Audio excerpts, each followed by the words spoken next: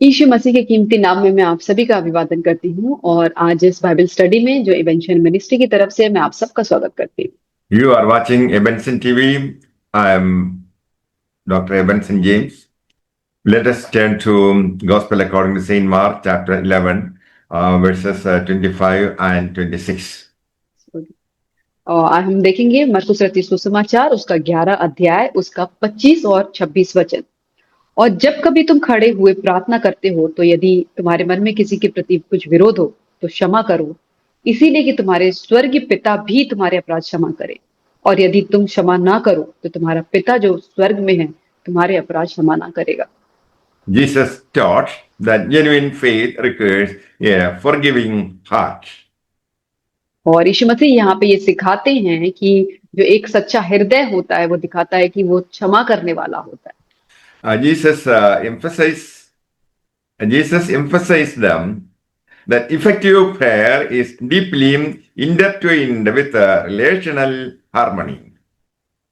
और यीशु मसीह बताते हैं जो गहराई वाली जो प्रार्थनाएं होती हैं वो आपस में जो है प्यार से हार्मनी से बनी हुई होती हैं। Harboring grudges acts as a spiritual barrier to receiving God's grace. और जब हम अपने अंदर किसी के प्रति कड़वाहट को रखते हैं तो खुदा से जो अनुग्रह होता है उसको हम नहीं ले पाते। Jesus warns that an unforgiving heart hinders one's ability to experience God's forgiveness. और यीशु मसीह ये कहते हैं कि अगर हमारा हृदय ऐसा है कि हम किसी को माफ नहीं कर पा रहे हैं तो खुदा भी जो है वो हमको माफ नहीं कर पाएगा। It is not that God is incapable of pardoning. और ऐसा नहीं है कि खुदा जो है वो हमको माफ करने के योग्य नहीं है। Yeah. But rather, a heart harboring bitterness is closed off to the grace. क्योंकि एक ऐसा हृदय जो कड़वाहट से भरा हुआ है वो खुदा के अनुग्रह को रोक देता है। Closed off to the grace it refuses to extend to others. और उस अनुग्रह को वो अपने लिए भी रोकता है और दूसरों के लिए भी वो रोक देता है। Verses 27 and 28. और हम पढ़ेंगे 27 और 28 वचन। वे फिर यरूशलेम में आए और जब वह मंदिर में टहल रहा था तो प्रधान याजक और शास्त्री और पुरनिये उसके पास आकर पूछने लगे, तू ये काम किस अधिकार से करता है और यह अधिकार तुझे किसने दिया है कि तू ये काम करे? यीशु ने उनसे कहा, मैं भी तुमसे एक बात पूछता हूँ, मुझे उत्तर दो तो मैं तुम्हें बताऊंगा कि ये काम किस अधिकार से कर। The chief priests, scribes and elders approached Jesus in the temple courts. और यहाँ पे जो याजक हैं, शास्त्री और पुरनिये हैं जो वो यीशु के पास आए। He recently cleansed the temple and disrupted the established economic systems. और यीशु मसीह ने वहां पे मंदिर में आके जो वहां पे जो व्यवसाय चल रहा था वहां सब उसने साफ सुथरा किया। They challenged the source of his authority. और उसके बाद उन लोगों ने जिस अथॉरिटी अधिकार के साथ यीशु काम करता था उस पर उसने सवाल उठाए। They were not seeking spiritual enlightenment. और वो जो है वो आत्मिक उजाले को नहीं, उसकी खोज में नहीं थे। They were actually looking for a way to trap Jesus. और वो एक ऐसे रास्ते को ढूंढ रहे थे कि यीशु मसीह को वो पकड़ सके। They wanted to discredit his ministry.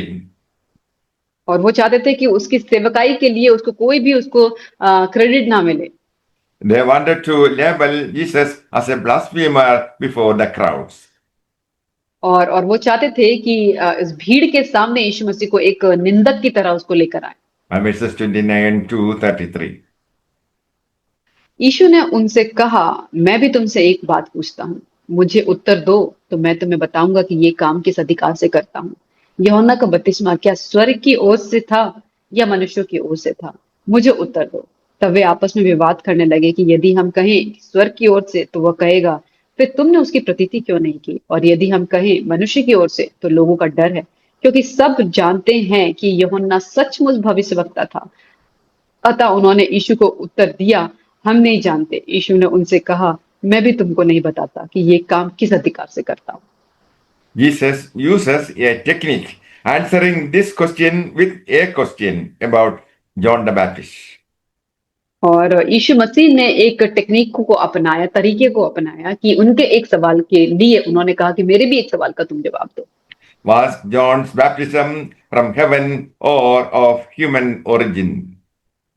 क्या क्या यूहन्ना का बपतिस्मा क्या स्वर्ग की ओर से था या मनुष्य की ओर से? The religious leaders find themselves trapped. और तब जो ये शास्त्री और पुरनिय थे उनको वो समझ गए कि वो फंस गए। If they say from heaven, Jesus will ask why they didn't believe John. और तब यीशु ने क्योंकि वो सोचने लगे कि अगर हम कहें कि स्वर्ग की ओर से तो फिर वो कहेगा कि तो तुमने उसका विश्वास क्यों नहीं किया। If they say from heaven origin, they risk being stoned by the crowd who widely और regarded John as a prophet. और यदि वो कहे कि मनुष्य की ओर से तो लोगों का डर था क्योंकि सब लोग यूहन्ना को सचमुच भविष्यवक्ता मानते थे। Unable to answer without compromising their status or popularity, they pretend ignorance. और उसके बाद वो उसका जवाब नहीं दे पाए, भले ही वो इतने पॉपुलर थे और उसमें भी, लेकिन उन्होंने जो यीशु ने जो सवाल पूछे उसके वो जवाब को नहीं दे पाए। Because they refused to acknowledge the truth, Jesus withheld the answer regarding his own authority. और क्योंकि उन्होंने जो यीशु मसीह जिस सच्चाई को पकड़े हुए था उसको उन्होंने नकार दिया था।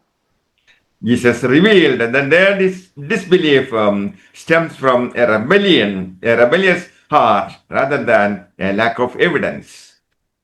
और यीशु मसीह ने ये कहा कि उनका जो हृदय है वो कठोर है, इसीलिए उसकी सच्चाई को नहीं देख रहा है, ना कि उन्हें सबूत चाहिए उसको ये प्रूफ करने के लिए। May the Lord bless you all with these words. Amen. परमेश्वर आपको इन वचनों के द्वारा आशीष करे। आमीन।